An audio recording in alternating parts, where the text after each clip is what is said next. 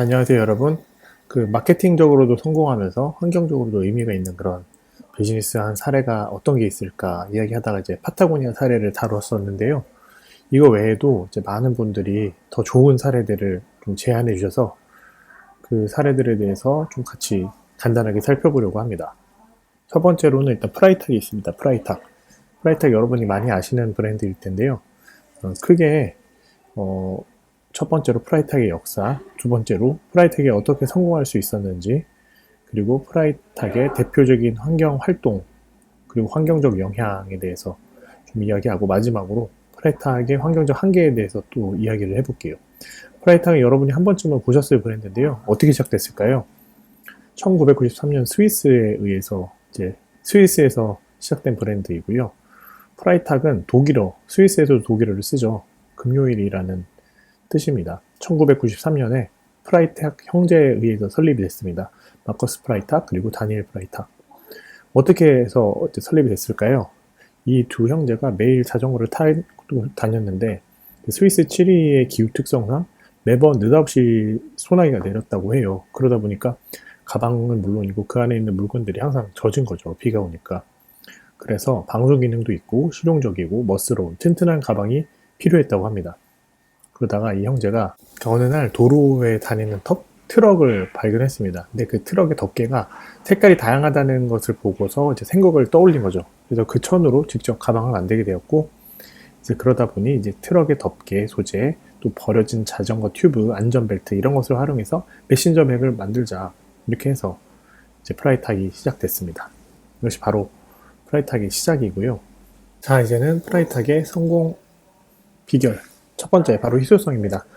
여기 보시면은 모든 가방이 세상에 유일무이합니다. 현수막을 자르다 보니까, 또 트럭천을 자르다 보니까 그때그때 색상과 디자인이 다 달라요. 각기 다른 디자인과 한정판.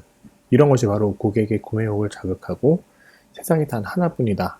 이런 것 때문에 자부심, 또 자신의 개성을 드러내는데 큰 역할을 해줍니다. 사실은 생각보다도 가격이 높아요. 가격이 높은데 실질적인 구매가 어려울 수 있죠. 하지만 반대로 생각해보면 오히려 그렇기 때문에 부러움도 자아내고 더 가지고 싶은, 돈을 조금이라도 모아서 이왕 살 거면 이 가방을 사게 되는 그런 욕구를 자극하게 됩니다. 두 번째는 이제 환경보호죠. 이제 미닝아웃이라는 요즘 소비자들의 현상이 있는데, 미닝아웃이라는 뜻은 이제 신념을 말하는 미닝과 또 아웃은 이제 나를 표현한다는 그런 말에 미닝아웃의 합성어인데요. 일종의 나를 표현하는, 나의 신념을 표현하는 소비로서의 행동을 보여주는, 즉 자기의 정치적인 혹은 사회적인 신념을 잘 드러내는 소비 행위를 말하는 소비자들의 경향을 말하는데요. 바로 이런 것들을 사람들이 섹시하다고 생각하는 거죠. 이게 바로 프라이탁이 자신만이 가지고 있는 디자인을 통해서 나는 환경도 생각하는 사람이고, 이런 나의 개성과 또 약간은 비싼 값을 지불하더라도 나의 정체성, 개성을 잘 드러내고 환경도 지키는 그런 나의 성향을 드러내는 가방이다. 나 이런 사람이야 라는 것을 보여주는 미닝아웃의 아주 좋은 사례이다 라고 하는 겁니다. 자, 그렇다면은 프라이탁의 대표적인 환경 활동은 어떤 게 있을까요? 파타고니아가 그랬듯이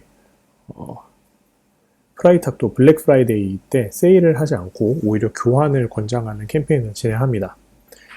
유통업계에서는 최대 규모 세일이잖아요, 블랙 프라이데이가. 근데 이때 무분별한 소비를, 즉 자기가 필요하지도 않는데 막 가방을 엄청 산다는 것을 반대하는 거죠. 보통 브랜드 같으면 이때 한탕 해먹을 텐데, 파타고니아나 이 프라이탁 같은 경우는 우리 가방이 필요하지 않으면 사지 마라. 왜냐면 환경에 쓰레기만 만드니까. 이런 마인드, 이런 정신을 가지고, 철학을 가지고 브랜드를 운영하는 겁니다. 그러다 보니 할인 행사에 동참을 하지 않고 오히려 교환을 권장하는 캠페인을 진행하게 됩니다. 그래서 바로 프라이탁의 독특한 그 가방 교환 서비스가 시작됩니다. 바로 스왑이라는 서비스인데요. 이 블랙 프라이데이 때는 글로벌 온라인 스토어의 문을 닫고 쇼핑 플랫폼인 스왑을 통해서 거래를 하게 합니다. 스왑은 쇼핑 without any payment의 약자예요. SWAP. 그래서 그 SWAP를 통해서 이제 고객들이 사실은 오래 사용하다 보면 질리고 다른 가방을 구매하게 되는데, 오히려 이 프라이탁을 사용하던 고객들이 서로 별도 비용 없이 자기 가방을 다른 사람의 가방으로 교환할 수 있는 중고 거래 온라인 플랫폼을 이제 한 겁니다.